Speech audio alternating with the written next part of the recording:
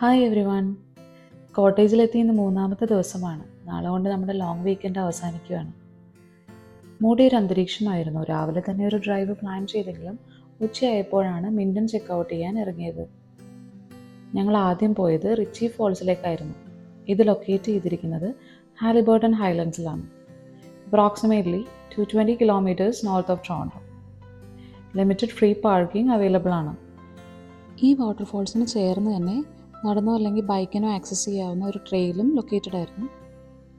ഈ വെതറിന് ഞങ്ങൾ ഒട്ടും പ്രിപ്പയർഡ് അല്ലായിരുന്നു. അതുകൊണ്ട് തന്നെ പ്രതീക്ഷിച്ച പോലെ സ്ഥലങ്ങളൊന്നും എക്സ്പ്ലോർ ചെയ്യാൻ ഞങ്ങൾക്ക് പറ്റിയില്ല. നല്ല കാറ്റും ഉണ്ടായിരുന്നു. പിള്ളേർ രണ്ടുപേരും പുറത്തിറങ്ങിയെങ്കിലും അധികം നേരം അവർക്ക് ഇവിടെ ടൈം സ്പെൻഡ് ചെയ്യാൻ പറ്റിയില്ല. അങ്ങനെ അവർ നമ്മൾ തിരിച്ച് കാറിൽ കയറ്റി താഴെ ഇറങ്ങി കുറച്ച് ഫോട്ടോസൊക്കെ എടുക്കാമെന്ന് വിചാരിച്ചു. ഈ ട്രിപ്പിന് നമ്മുടെ 2 ഫ്രണ്ട്സും കൂടെ ഉണ്ടായിരുന്നു കേട്ടോ. ഫ്രണ്ടെന്ന് പറഞ്ഞാൽ എൻ്റെ സ്കൂൾ ഫ്രണ്ടും അവൻ്റെ വൈഫും. ഇപ്പോൾ നമ്മുടെ ജീവിതത്തിൽ ഏറ്റവും മിസ് ചെയ്യുന്ന 2 പേരാണ് ഇവർ. ഞങ്ങൾ വീട് മാറിയതുകൊണ്ട് വീക്കെൻഡ് ഒന്നും ഇപ്പം മീറ്റ് ചെയ്യാൻ പറ്റാറില്ല. ലാസ്റ്റ് 4 years ആയിട്ട് എല്ലാ വർഷവും നമ്മൾ ക്യാമ്പിങ് ചെയ്തിട്ടുണ്ട്. പിന്നെ എല്ലാവർക്കും വിശന്ന് തുടങ്ങിയതുകൊണ്ട് ഒരു ഐസ്ക്രീം കഴിക്കാൻ നിർത്തി. കവർത്ത ഡെയറി ഇവിടെ ഭയങ്കര പോപ്പുലറാണ്. ഇവിടുന്ന് ഒരു അരമണിക്കൂർ മാറി പോപ്പ് കേജിനിലാണ് ഇതിൻ്റെ ഹെഡ് ക്വാർട്ടേഴ്സ് ലൊക്കേറ്റ് ചെയ്തിരിക്കുന്നത്. ഹാലിബർട്ടൺ ഹൈലൻഡ്സ് സ്കൾപ്ചർ ഫോറസ്റ്റ് ആയിരുന്നു നമ്മുടെ അടുത്ത പ്ലാൻ. അതിനടുത്ത് തന്നെയുള്ള ഈ മ്യൂസിയമാണ് ആദ്യം ചെക്കൗട്ട് ചെയ്തത്. ഈ മ്യൂസിയത്തിൻ്റെ ഫസ്റ്റ് ഫ്ലോർ ആക്സസ് ചെയ്യാൻ നമ്മളെ സഹായിച്ചത് ഹൈഡ്രോളിക് എലിവേറ്ററാണ്. മറ്റു എലിവേറ്ററുകളിൽ നിന്ന് വ്യത്യസ്തമായി ഒരു ഫ്ലൂയിഡ് പ്രഷർ യൂസ് ചെയ്താണ് ഈ ഹൈഡ്രോളിക് എലിവേറ്റർ പ്രവർത്തിക്കുന്നത്. അതുകൊണ്ട് തന്നെ ഇത് ഓപ്പറേറ്റ് ചെയ്യുന്ന സമയത്ത് ശബ്ദം അല്പം കൂടുതലായിരുന്നു. ഈ മ്യൂസിയത്തിൽ അധികം നേരം സ്പെൻഡ് ചെയ്യാൻ എനിക്ക് സാധിച്ചില്ല കേട്ടോ. ഏസ്ലിൻ കരച്ചിലായി. പിന്നെ അവളെ സെറ്റിൽ ചെയ്യാൻ തിരിച്ച് കാറിലോട്ട് പോകേണ്ടി വന്നു.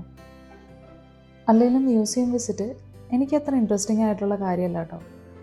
എനിക്കെപ്പോഴും ഇഷ്ടം നേച്ചറും ഫോട്ടോഗ്രാഫിയും അങ്ങനെ എന്തെങ്കിലുമൊക്കെയാണ്. ഏകദേശം ഒരു 1 hour ഇവരിവിടെ സ്പെൻഡ് ചെയ്തു. അത് കഴിഞ്ഞ് ഞങ്ങൾ നേരെ പോയത് ഹാലിബർട്ടൺ ഹൈലൻഡ്സിലെ സ്കൾപ്ചർ ഫോറസ്റ്റിലാണ്.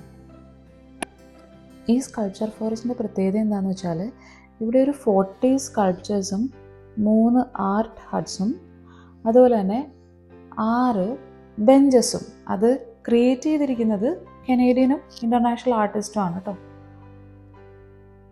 ഇത് ആക്ച്വലി ഇൻസ്റ്റാൾ ചെയ്തിരിക്കുന്നത് 2001 ഇവരുടെ കളക്ഷൻ എല്ലാ വർഷവും കൂടുന്നുണ്ട്. ഓരോ പീസും നമ്മളോട് ഓരോ കഥ പറയുന്നുണ്ട്.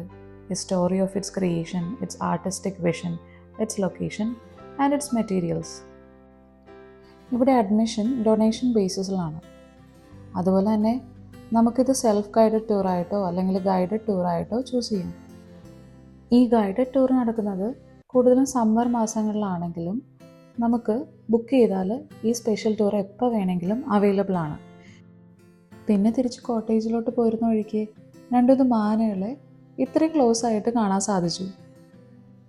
ഏതൊരു ട്രിപ്പിനെയും കംപ്ലീറ്റ് ആകുന്നത് ഫോട്ടോസ് അല്ലേ. അങ്ങനെ കുറച്ച് ഫോട്ടോസൊക്കെ എടുത്ത് അതൊക്കെ വീട്ടിലോട്ട് മടങ്ങി. ഓൾറെഡി 5 മണിയായിട്ടുണ്ടായിരുന്നു. അപ്പോൾ പിന്നെ സപ്പർ പ്ലാൻ ആയിരുന്നു നെക്സ്റ്റ്. പിന്നെ രാത്രിയായപ്പോൾ ബോർഡ് ഗെയിംസൊക്കെ കളിച്ച് ഇന്നത്തെ രാത്രി അങ്ങനെ കൺക്ലൂഡ് ചെയ്തു. ഞങ്ങളുടെ എല്ലാ ഗെറ്റ് ടുഗദറിനും ഒരു ബോർഡ് ഗെയിം പതിവാണ് കേട്ടോ. നാളെ രാവിലെ ഞങ്ങളിവിടുന്ന് ചെക്കൗട്ട് ചെയ്യും. വീഡിയോ ഇഷ്ടമായെങ്കിൽ like, share and subscribe. Thank you.